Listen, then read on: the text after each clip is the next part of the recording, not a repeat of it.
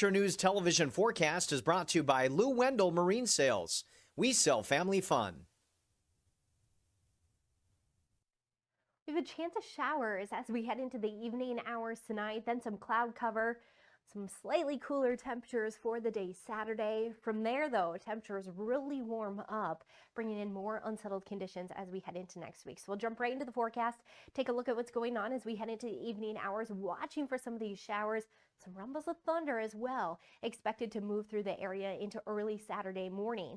As we head into our Saturday afternoon, though, we'll keep some of that cloud cover for at least the first half of the day, but it will clear out and we are expecting generally dry conditions. Then as we head into Sunday morning, starting to see a few more clouds move in with some showers to our north. So we are looking at some precipitation. The heavier of it looks to be to the north and west as we head into the next few days.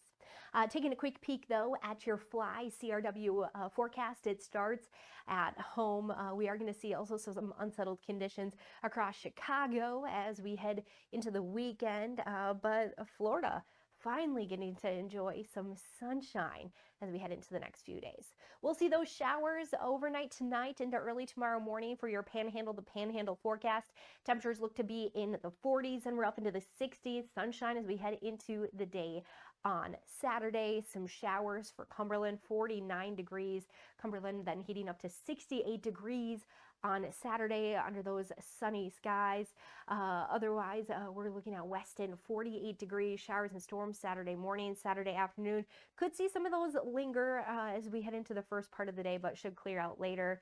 Otherwise, we're looking at Bluefield, 50 clear skies, then lots of sunshine as we head into the afternoon hours. With a few more showers and storms for next week. You own a boat because you love spending time on the water. Choose the outboard that allows you to make the most of it. Honda Marine's legendary reliability, ease of maintenance, and powerful performance keep you going strong. And they're all backed by the peace of mind protection of the industry's best limited warranty. Visit your Honda Marine dealer today and find out why it's more than an engine. It's your time on the water.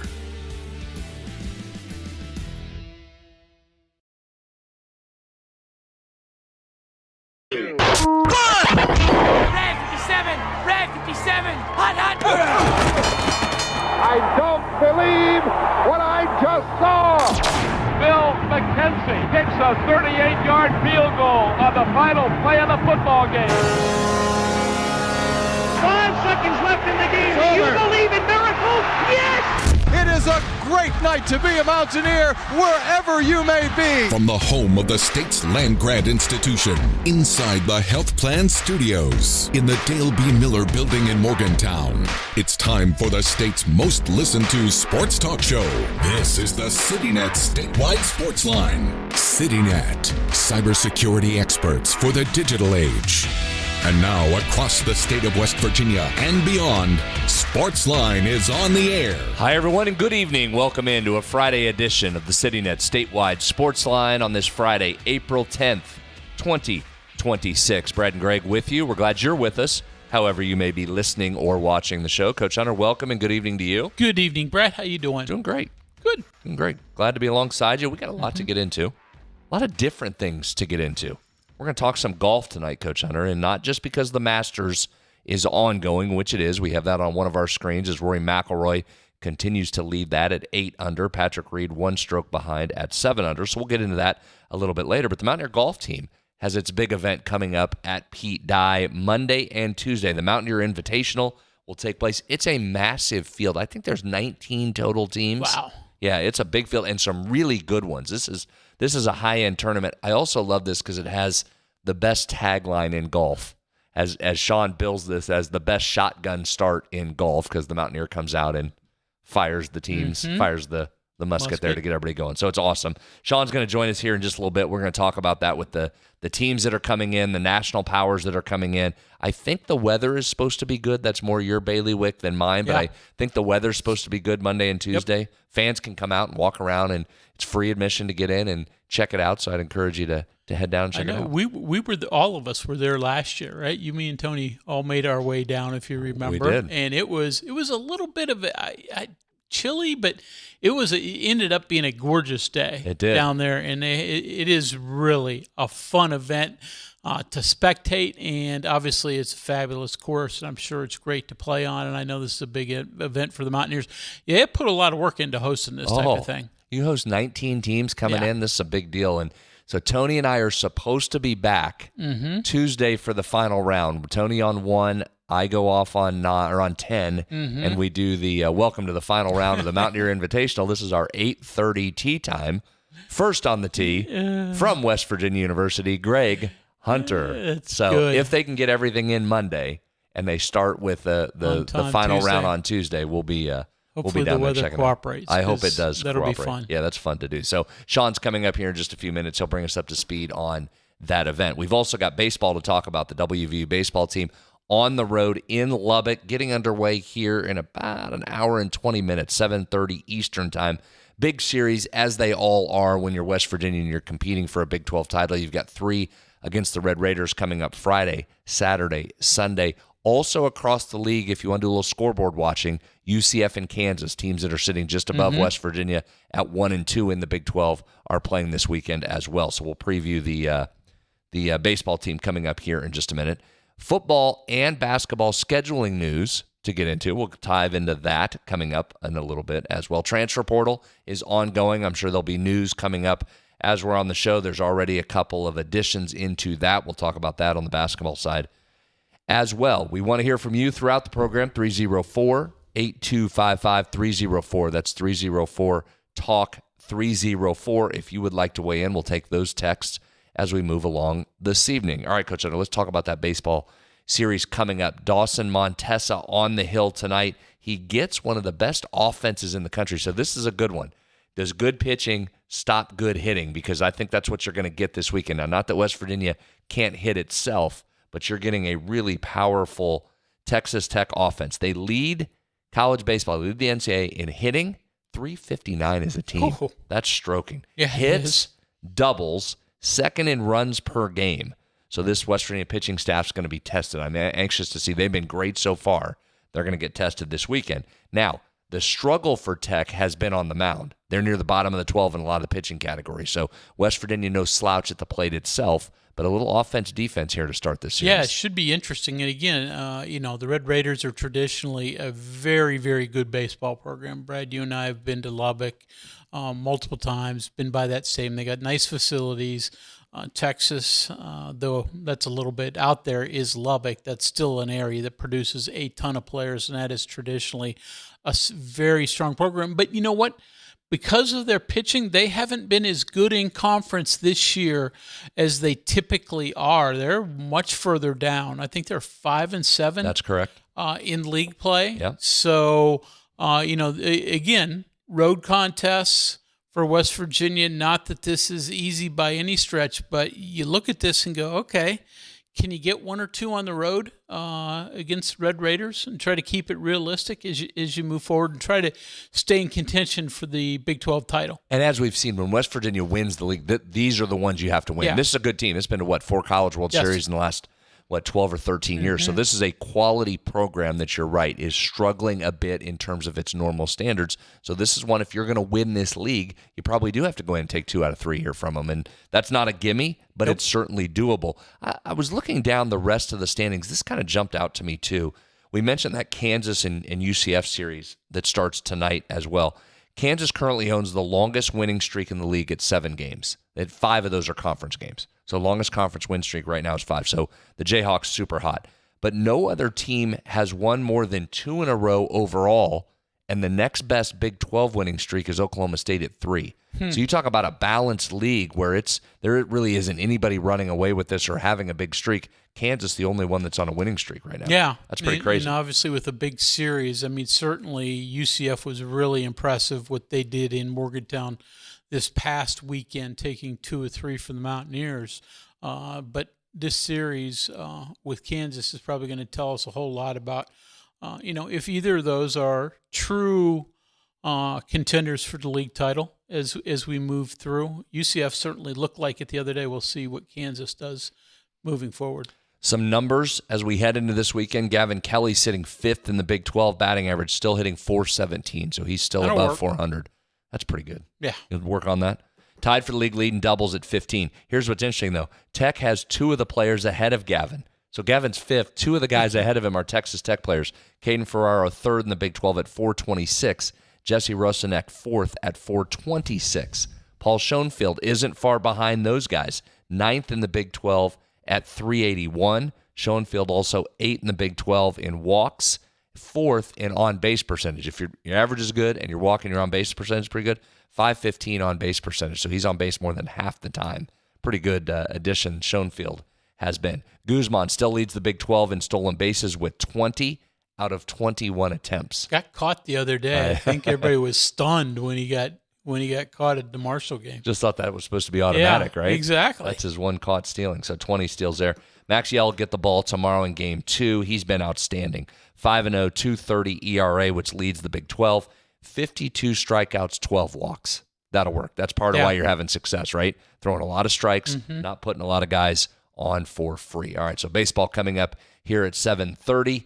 Break to take now. When we come back, let's get into a little bit of golf. I can't wait for you to hear about this field that's coming in Monday and Tuesday for the Mountaineer Invitational coming up at Pete Dye Golf Course. Text lines open, 304-8255-304. Get those in. We'll head to your texts here in just a few minutes. We'd love to hear from you. And we'll be back after this on the CityNet Statewide Sportsline. Poor circulation can lead to serious health problems. At WVU Medicine, we provide world-class vascular care, close to home and always within reach, treating aneurysms, varicose veins, and more, with advanced, minimally invasive procedures. Call 877-WVU, the number 4-HRT, or visit wvumedicine.org/heart. Worried about paying for college? Metro News is proud to present the 19th Annual West Virginia Scholar Program, where one high school junior in West Virginia will win a full scholarship to West Virginia Wesleyan College, including room, board, tuition, and fees. For details, go to wvmetronews.com and click the Apply Now button. Deadline is May 3rd. The 2026 West Virginia Scholar Program, presented by Greer Industries and the West Virginia Hospital Association. Go to wvmetronews.com and apply today by May 3rd. We are there for you, to care for you at the health plan. We are here for you. For over 4 decades, we've been rooted deep inside West Virginia.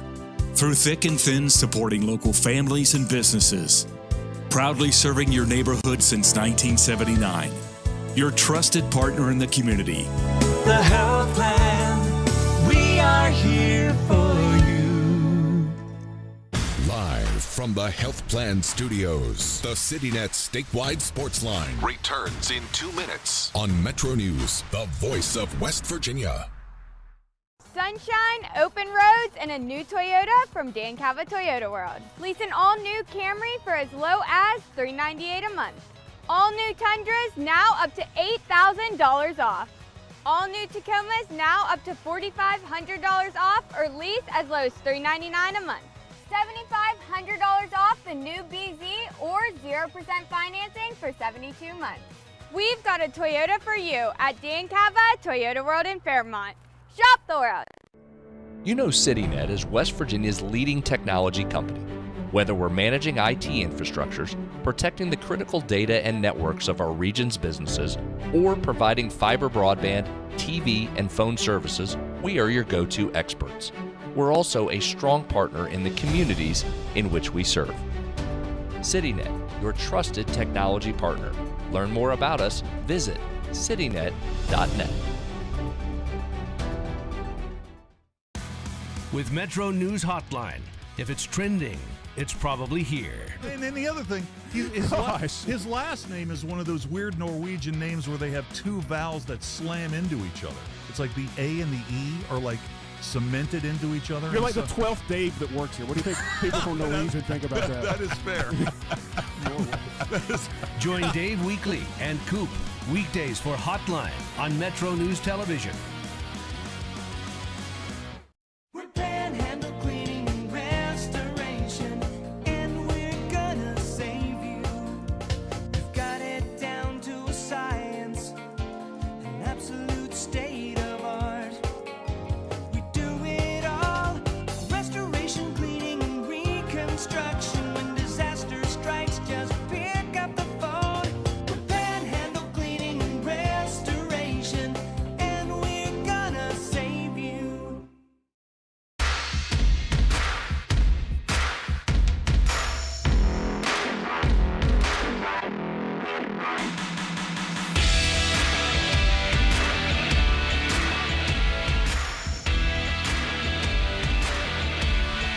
Welcome back in. The CityNet statewide Sportsline continues. Brad and Greg with you. Text line's open, 304-8255-304. If you'd like to weigh in, we'll get to your text coming up here in just a minute. But as I said at the top of the show, great time to talk some golf, and not just because we're keeping an eye on the Masters, where Rory McIlroy's opened up a 3-stroke lead over Patrick Reed in that. So we'll get back to an update on that. But more importantly, Greg, for our purposes, Mountaineer Invitational comes up on Monday and Tuesday at Pete Dye Golf Club. To learn more about that, we welcome in our buddy, head golf coach Sean Covich. Sean, good evening. Welcome back to the program.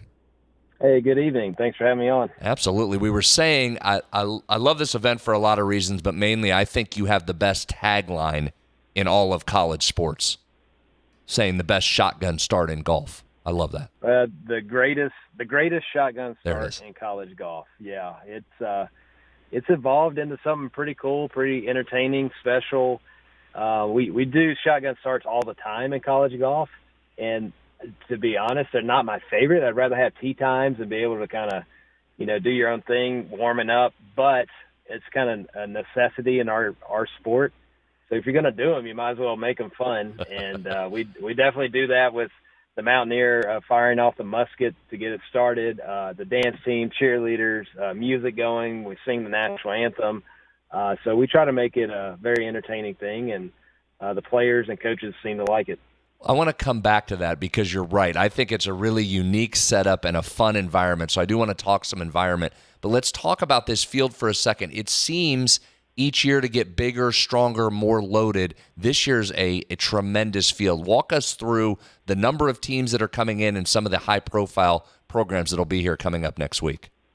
Yeah, I think the best way to describe it is that in about a month or so, there will be NCAA regional sites all over featuring the best teams in the country. And this field right now will be stronger than NCAA regional because you have 3 teams inside the top 10. Really, I think 3 teams inside the top 8 in the country, including the NCAA defending national champions, Oklahoma State Cowboys, who have won this event twice. You've got Arkansas, who is the highest-ranked team. They're either 4th or 5th in the latest rankings, and they feature John Daly Jr., who's played well in PGA Tour events already. And then you have traditional powers like Clemson and TCU, Baylor. You got Texas Tech, who's top 10 in the country as well. So it is a absolute loaded field, and you're going to see some of the best players in the country out here competing.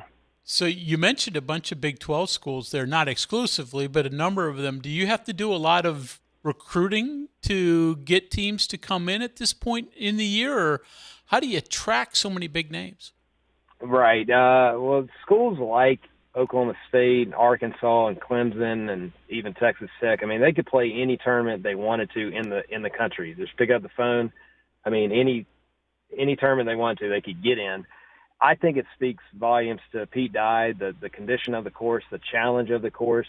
And a lot of these programs want to challenge their players right before conference championships and NCAA regionals. They want to play a hard course to prepare them.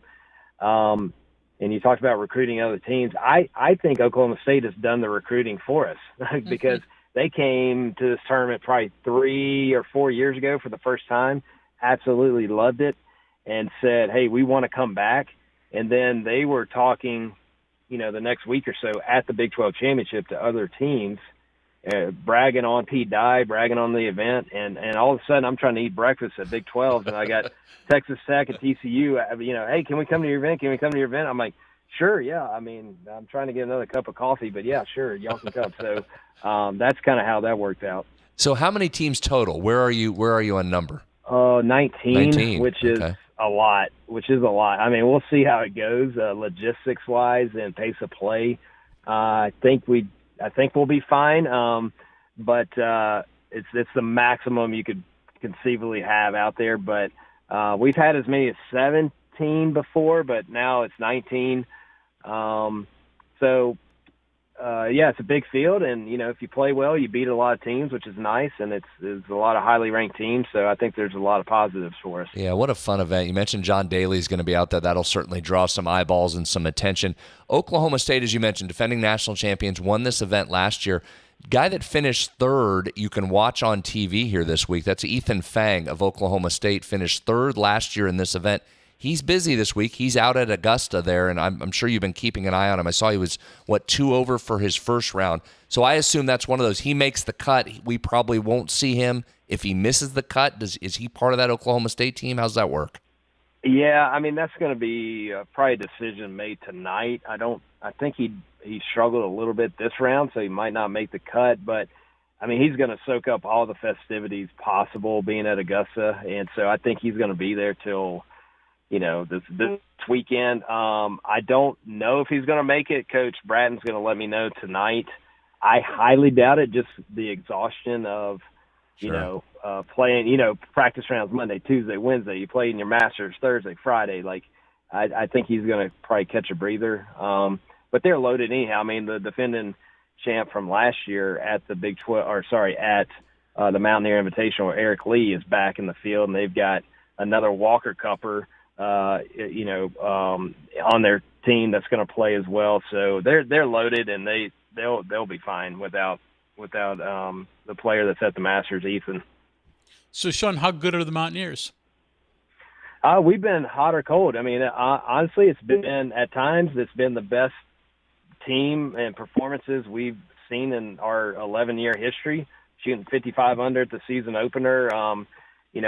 Winning 3 tournaments in the fall, finishing third up in Minnesota, prestigious event, finished third at the Schenkel, beating, Mississippi State and some other Notre Dame top 25 team. But we've also looked as bad as any team's ever looked and finished dead last at Florida and at Sea Island as well. So, I mean, I wish I could tell you. I know our potential is really high, but our bad golf is really bad. So, I think what we need is to just not try to do anything special because we play this golf course a lot. We're very familiar with it. And if we can just keep it simple and play our own games, I think we'll be fine and hopefully have some momentum going into Big 12. So walk us through, and we're talking with Sean Covich, Mountaineer golf coach. They're hosting the Mountaineer Invitational coming up on Monday, Tuesday at Pete Dye Golf Club. How many total players will West Virginia, will you be able to put in the field team-wise and then enter some individuals, I assume, as well? Yeah, so we have 9 on our roster. All 9 will play either in the starting 5 or 4 individual spots that we have for our players. So that's the good news, whether you're in the lineup or not, you're going to get experience. And that's big for us because we do have 3 true freshmen. We have 3 sophomores. So we're still a young team. So getting those guys experience will be big. I mean, we only have 1 junior too. So we're a very young team. And that may explain some of the ups and downs of this year where we've been really good but also really bad. But the good news is everybody's going to get to play whether you're in the lineup or not. So, Sean, give us a couple tips. Fans can come out, free admission. If they want to come and watch, what's the best way to watch this golf tournament? Yeah, the easiest way is to show up Monday at whatever time is good for you. The good news is we're playing from 8:30 in the morning until almost 8 o'clock at night. It's nonstop, 36 holes, trying to get both rounds 1 and 2 done in one day. And so that's kind of our goal. But you can show up at any time, and we'll be out here. If you want to catch the greatest shotgun start in college golf, 8:15 would be the best for that. So that would be Monday morning at 8:15. And you mentioned, or you alluded to it in the beginning, let's talk a little more about this, about why you've decided to run it like you do in terms of the fun. It's not just the Mountaineer. It's not just the cheerleaders that are out there. The music is playing. And I was mentioning before we came on, which, by the way, let's get Pace of Play moving on Monday so Tony and I are able to come down and announce on Tuesday morning. So selfishly, I'm rooting for Quick Play on Monday.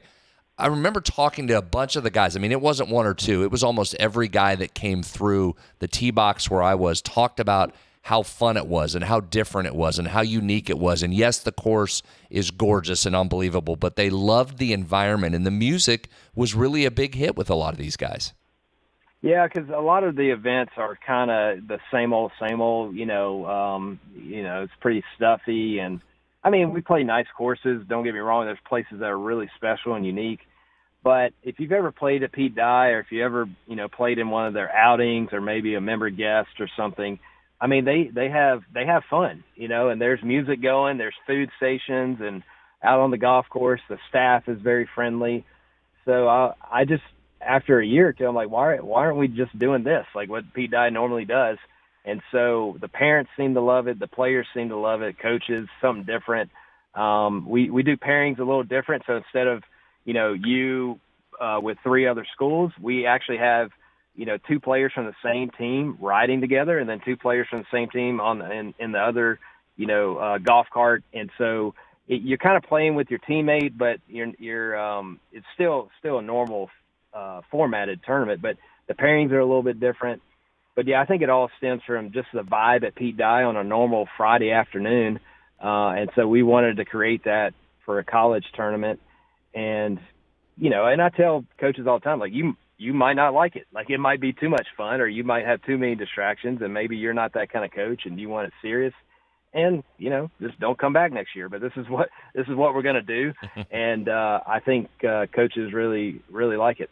In a tournament of this magnitude, and saw it last year and was down there, I mean, it takes a lot of people to put this on. I mean, I know Pete Dye members help out, WVU staffs it to a great extent. I can't imagine how many people you have working this, but it's a lot of people who deserve a lot of credit. Oh, yeah, everybody from our sports information and marketing, social media, to our facilities guys were out here this morning at 8 o'clock helping us set up flags, past champion signage. We've got a big banner hanging off the clubhouse they had to put up. They painted the Flying WV on the driving range. And, yeah, I mean, that started today. Tomorrow we've got a lot of our donors and people that support the program coming out here doing a college am to help, raise some money for us. And then we have the practice rounds Saturday, and the maintenance crew and the food and beverage and the pro shop staff, rules officials, volunteers. I mean, yeah, it's a ton of people to make this thing work. It couldn't do it without them. And every year it seems like it just keeps growing, but people keep stepping up and helping out. And so, I mean, there's a million people to thank, and certainly a lot of support. Yeah, great event, no question. Comes up Monday and Tuesday. Pete Dye Golf Club, 36 holes on Monday, as Sean said, beginning at 8:15. 18 holes on Tuesday, starting around 8 a.m., and it's free to the public. And as you just heard, come and walk around. Weather's going to be good, right?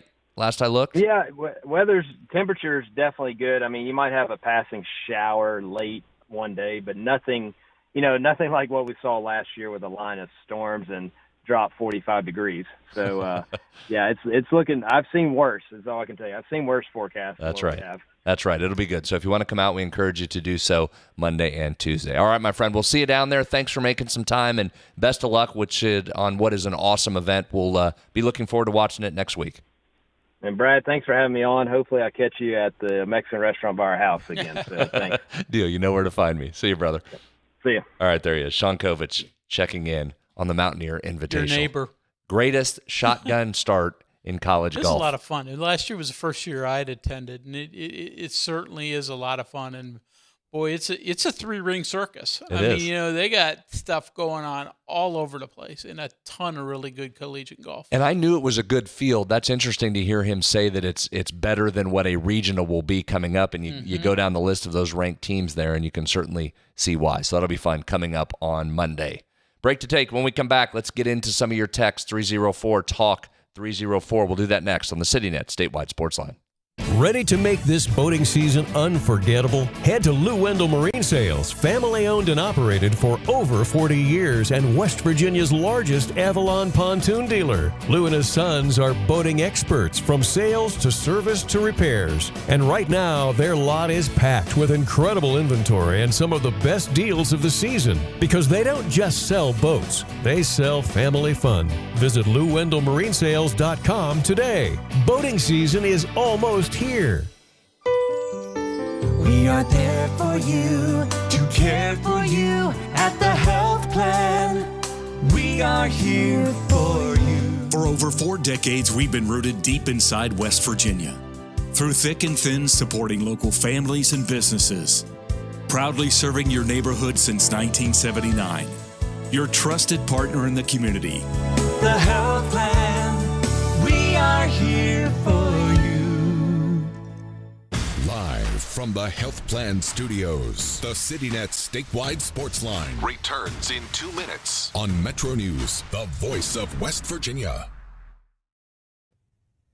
Today's Metro News television forecast is brought to you by Lou Wendell Marine Sales. We sell family fun. We have a chance of showers as we head into the evening hours tonight, then some cloud cover, some slightly cooler temperatures for the day Saturday. From there, though, temperatures really warm up, bringing in more unsettled conditions as we head into next week. So we'll jump right into the forecast, take a look at what's going on as we head into the evening hours, watching for some of these showers. Some rumbles of thunder as well expected to move through the area into early Saturday morning. As we head into our Saturday afternoon, though, we'll keep some of that cloud cover for at least the first half of the day, but it will clear out and we are expecting generally dry conditions. Then as we head into Sunday morning, starting to see a few more clouds move in with some showers to our north. So we are looking at some precipitation. The heavier of it looks to be to the north and west as we head into the next few days. Taking a quick peek, though, at your Fly CRW forecast. It starts at home. We are going to see also some unsettled conditions across Chicago as we head into the weekend, but Florida finally getting to enjoy some sunshine as we head into the next few days. We'll see those showers overnight tonight into early tomorrow morning for your Panhandle to Panhandle forecast. Temperatures look to be in the 40s and we're up into the 60s. Sunshine as we head into the day on Saturday. Some showers for Cumberland, 49 degrees. Cumberland then heating up to 68 degrees on Saturday under those sunny skies. Otherwise, we're looking at Weston, 48 degrees, showers and storms Saturday morning, Saturday afternoon. Could see some of those linger as we head into the first part of the day, but should clear out later.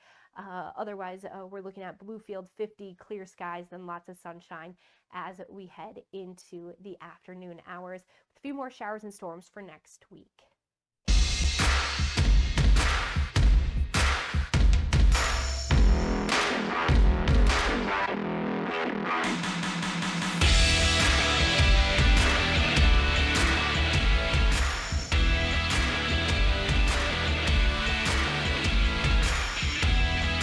Welcome back in. Sitting at Statewide Sportsline continues. Brad and Greg with you, and we're live in our Health Plan studio. The Health Plan provides health coverage options, has been the most trusted carrier for over 40 years. Text line remains open. We'll get to those here in just a minute. 304-8255, 304-304-TALK, 304. Get into those. Boy, Rory McIlroy, you may have been watching this more than I have. McIlroy up to a 5-stroke lead now over Patrick Reed at 11 under. Rory playing the 18th hole now, so he's opened up a big lead. I thought I heard earlier today would be only the 4th golfer to repeat as Masters champion. Amazing, right? After winning it last year. A couple little bobbles sort of mid-round, but he started fast. I think he had 3 birdies in like his first 4 or 5 holes, and then has been on fire as of late as well. So he's strong. A great example of so many misses here at Augusta for him, and then he wins it. And he talked about that this week. I've been interested to hear his comments, and just talked about as much as players deny it, they won't admit to it, they won't talk about the pressure that mounts and builds in those moments.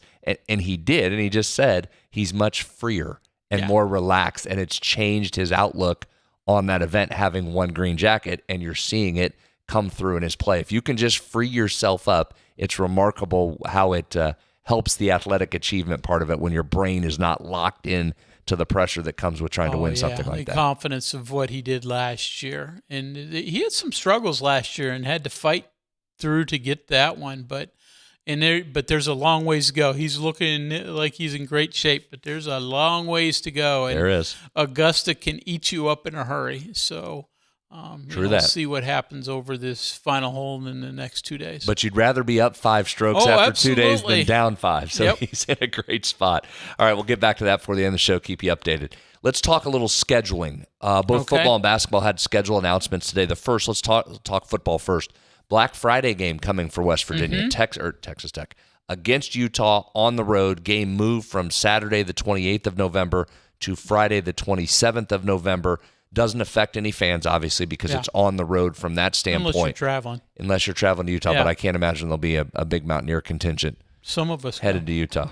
You will. It's interesting on this Friday game. It got a lot of attention because Cody Campbell from Texas Tech came out and was really strong and really attacked Commissioner Brett Yormark of the Big 12, saying what a ridiculous idea this was. Hurts high school football in Texas, yada, yada, yada, yada. It's interesting, though. There are some reasons to do this if you're the Big 12, and you don't have to, if you're West Virginia, go very far back to know how big of a deal this was playing on non-Saturday games for West Virginia University's brand. In the old Big East, playing those Thursday games primarily, and Wednesday, mixed into a Wednesday game occasionally. You had a couple that were really memorable, but Thursday in particular, you made a lot of your brand off that Thursday night when there wasn't clutter of other games. You were exciting, you had some big wins, and it really helped the league and West Virginia as a whole. I get it that it bums out the high school part of it. I totally understand that and respect that. I understand that if it was a home game, getting moved from Saturday to a Friday is a big deal. This particular case, it's a road game, so I think that lessens the impact to fans. But there is a branding side of this, and quite frankly, if you're taking the money from the networks, you're going to kind of have to make a move here. So good, bad, indifferent to you playing on a Friday night. I agree with you. You know, the NFL has taken over Thursday. So it was back in the day you didn't have to worry about Thursdays. I need you to pull up West Virginia's schedule. Unfortunately, my computer's not working. So the one negative I could think of for West Virginia, and I should have looked this up before I started talking, but again, my computer's not working, is the fact that West Virginia is going to be on a short work week with travel. Houston is the week before at home. So, that's, again, I'm not saying that, Utah's also on a short week, but they get to stay home. No, they're on the road. Oh, they were at TCU. But I'm saying they get to stay home for the West Virginia game. That's correct. But they were on the, so really, in essence, you can look at it. Both teams are traveling. They've got to come all the way back from TCU. West Virginia will be home against Houston on November 21st. Is that what you were asking? Yeah. The two opponents? Yeah. So, again, that would be the one sort of downside to this. I certainly understand, high school football on Fridays is, premier, though by that point in the state of West Virginia, you're into deep into the playoffs for high school. So it's not like you're going to get everybody playing at that juncture, but still, somewhat problematic, but I do think it gives you a chance to get more eyeballs on your individual game than you normally would. Now, others here are taking advantage of weekday games. You go around the dial and there'll be 3, 4, 5 games on a Friday night and a couple on a Thursday, MAC action on Tuesday, and then obviously, as I said, the NFL seems to own Thursday, but I do think it helps get a few more, and if West Virginia's playing well, in Utah, looks like they are going to have a very good club, even though they've got a coaching change. That's a game that could attract a lot of attention. Yeah, I think that Big 12 being on a Friday night, you're right. There'll be a couple others, but the Big 12 brand being on there will draw some eyeballs in there. So, I think it does give you a chance from a branding perspective. If you go in and play well, I think it's got a chance there to elevate you to get out of some of that clutter. Here's the other negative. They haven't announced TV affiliate or time yet, but that game being all the way out in Utah, the odds are that's not going to be a 5 o'clock Eastern kick. That's a great point.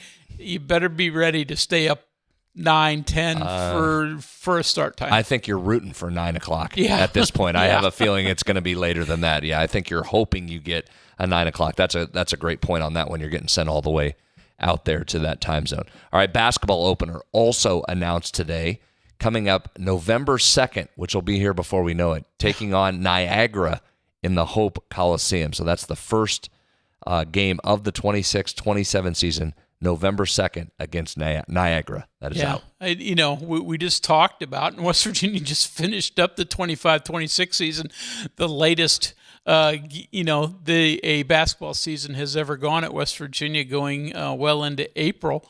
And so it feels like you're going to turn around and you're going to be playing again in just a few weeks. But, so we're starting to get an idea. Was it just yesterday? They announced that the Wake Forest game, the return match, that game, of course, was in Charleston this past year. It's going to be in Greensboro this coming year.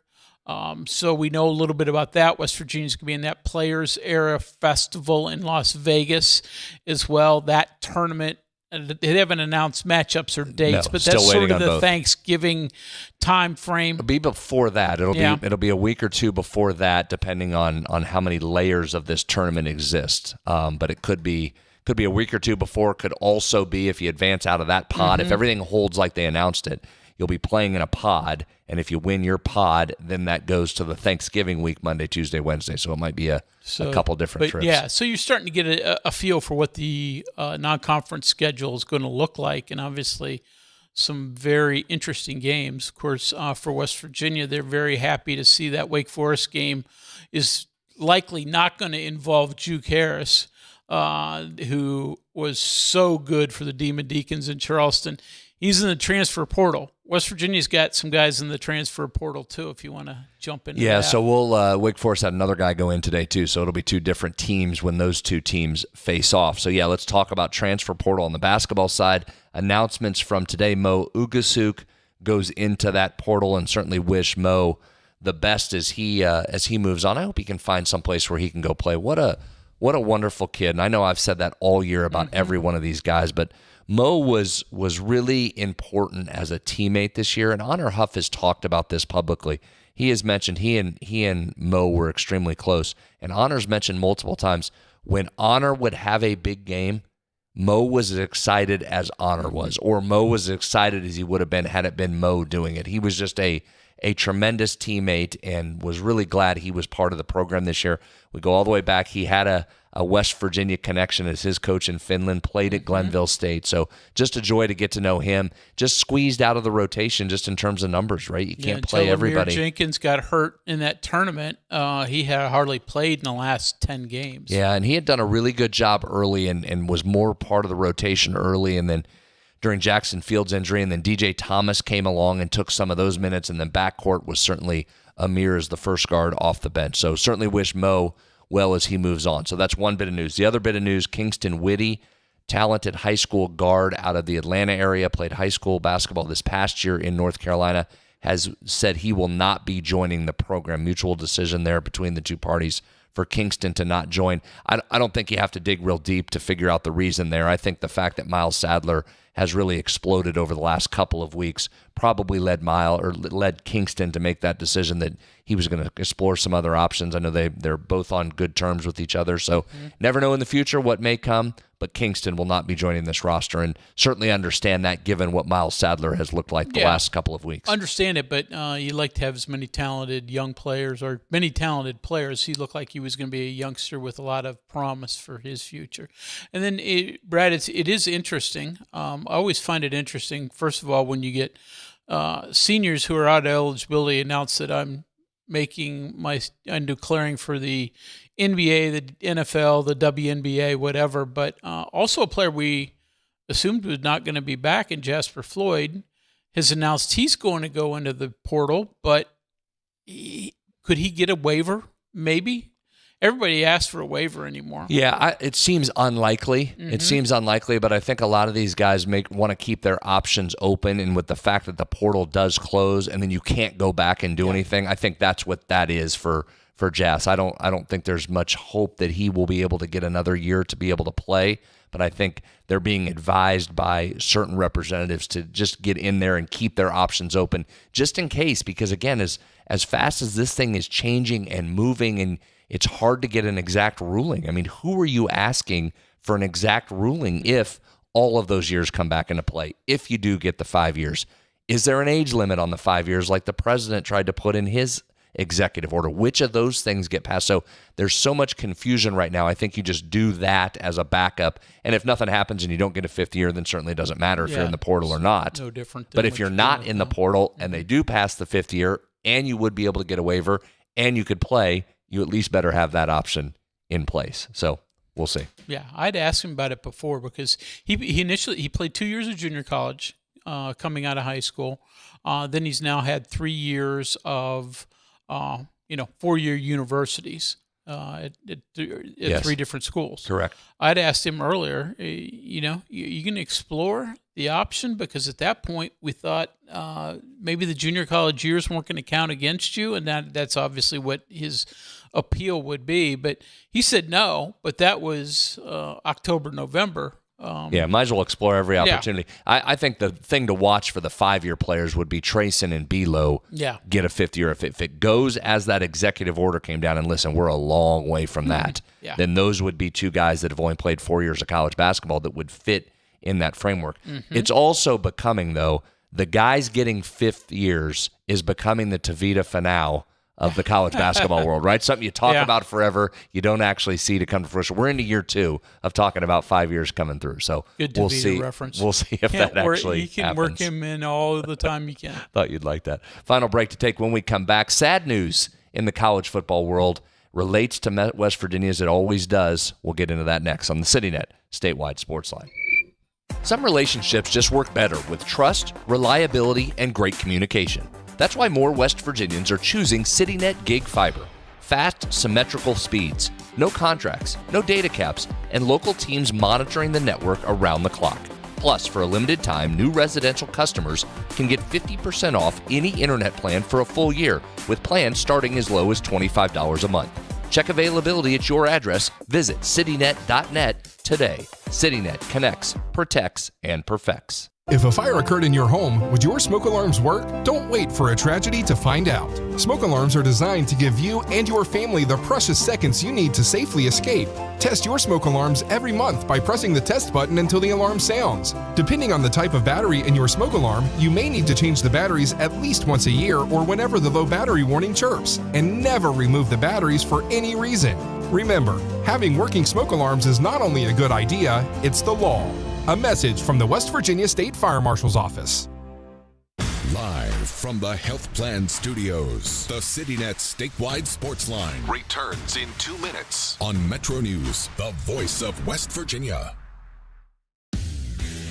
You own a boat because you love spending time on the water. Choose the outboard that allows you to make the most of it. Honda Marine's legendary reliability, ease of maintenance, and powerful performance keep you going strong. And they're all backed by the peace of mind protection of the industry's best limited warranty. Visit your Honda Marine dealer today and find out why it's more than an engine. It's your time on the water.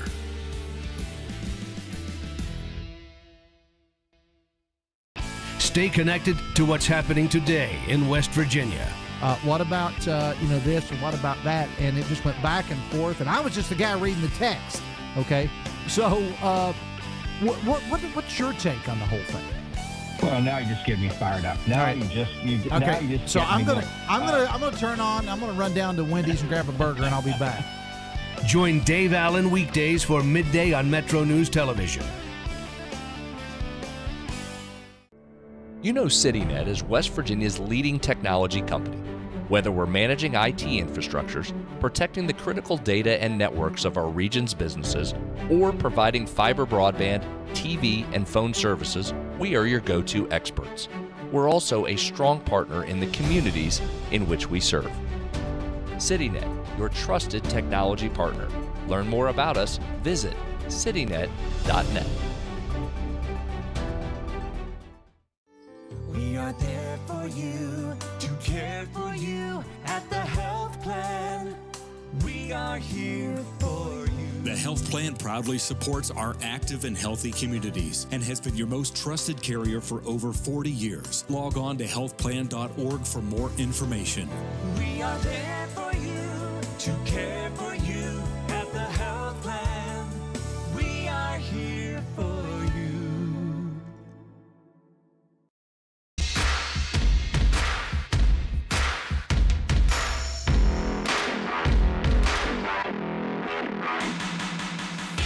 Running a small business is hard enough. Dealing with tech problems shouldn't be part of the job.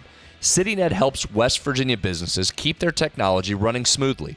Whether you need full tech support or just extra help for a small IT team, from security and backups to day-to-day support, CityNet's local experts have you covered. Call today at 844-CityNet. That's 844-CityNet. Greg, some sad news I alluded to in the break, and there's always a West Virginia connection. As we mentioned, former, most known for playing quarterback at Louisville, Browning Nagel has passed away at the age of, what'd you tell me, 57? 57. In stories I read said he'd been dealing with cancer in recent years and passed away as a result of that. And, of course, West Virginia fans, as you said, remembered as for his days as a Cardinal, where he finished his college career and then went on to the NFL.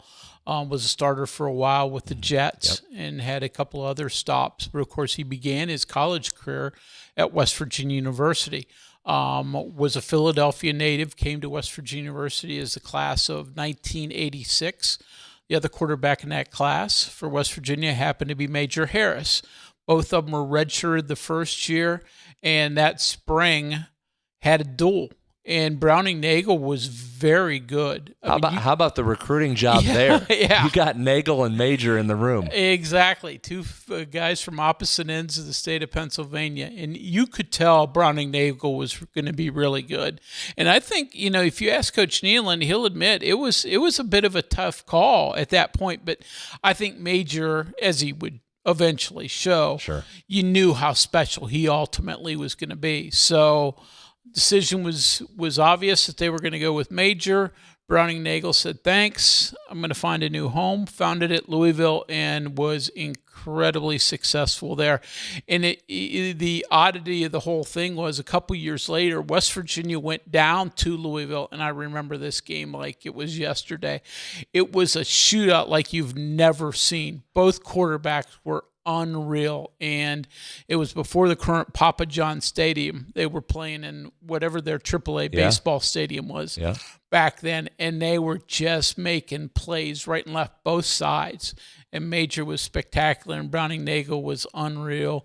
Johnny Unitas, Sam Huff flipped the coin at midfield before the game, but he was really, really good, and it was sad news to hear of his passing because he was a good Mountaineer for a short period of time, but then ultimately became a great Cardinal. Yeah, sad news, but we knew listeners of a certain age would certainly remember his time here at West Virginia. Okay, just a couple of minutes left. I do want to get a text in here, but there was recruiting news today. West Virginia signed Bronx Baker. Yes, Bronx, very good. Great name, Bronx Baker, Broncs, not like the city in New York, but Bronx, like Bronco, Bronx. Yeah. 6'1", 215-pound linebacker out of the state of Utah. Grew up just probably 30 miles west of Salt Lake City. So, how many Utah players has West Virginia signed? Did you look at that? No, I have not. I'm shocked you didn't look at it. I should have done a little bit. Dave Weekly hit me up with that, and I said, Hunter will have it. He'll have looked. All right, bring it in next week. That's your job. Yeah, I will do so. But, he really good athletic linebacker, runs really, really well, can make plays, outside will type linebacker. So the second linebacker in this class for West Virginia Mountaineers, got another one last week in Makeson Sivak, a kid from Olmsted Falls, Ohio. Any idea the most famous alum from Olmsted Falls High School? Is that where Gansey's from? Yeah, very good. That's not usually my area of expertise, but you tried to get me on that one. Real quick on Baker, the other schools of interest, West Virginia, Cal, Arizona State, Kansas State, Michigan sniffing around a little bit too. So he has a good list. At one point, he was committed to Cal quite a while ago, backed off that, and ultimately looked around, but obviously willing to come a long ways across the country to West Virginia University. Couple texts to get into real quick here. Greg from Lake Norman says, can't wait for the day I'm following some former Mountaineer golfer around the course at Quail Hollow. But I hope it comes sooner than later. Yeah, coming soon. Absolutely right. Texter says, curious about the item you read at the end of the show the other night about DJ Thomas. Where does that stand? I don't know that we read anything. We were talking about DJ had entered the transfer portal. That's where that stands. DJ is one of the Mountaineers in the portal. So maybe that's what we're referring to. In the portal, including Jasper Floyd, whose future eligibility is would need a waiver. Texter says, what we were just talking about, says RIP to former WVU and Louisville quarterback Browning Nagel, certainly. Steve from Philippi says, hey guys, how can we build teams anymore when it's a revolving door year to year? Build any rhythm and reps with your teammates. I don't disagree. I mean, you're not.